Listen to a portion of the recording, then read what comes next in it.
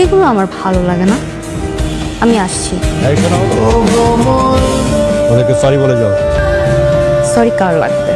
অনন্য, তোমার সরি লাগবে? না। স্যার সমস্যা কিন্তু সমাধান হয়ে গেছে, বা মানে অনন্যা কিন্তু এই যে জিনিসটাকে একদম সলভ করে ফেলেছে। কিন্তু আমি সমাধান করিনি স্যার, আমাকেও থাপ্পড় মেরেছে এই মেয়েটা। এই স্পিয়া, একদম চুপ করো। এখানে ক্লাস ক্যাপ্টেন অনন্যা সমাধান করে দিয়েছে, সেখানে তুমি কেন কথা বলতেছো? হ্যাঁ স্যার, ও সমাধান করলেই তো চলবে না, ওরা আমার বেতন মাটি ফেলে দিয়েছে। আরে তোর চুপ করো না, তুমি না সবসময় নষ্ট করো সবসময়। কেন আরেকটা বেঞ্চে বসে কি হয়? স্যার সমাধান তো হয়ে গেছে, একদম সুন্দর। স্যার কালকে থেকে আমরা ইউনিফর্ম পরে আসবো, নাকি ওদের মতো একদম ফিটফাট হয়ে সাজগোজ করে আসবো?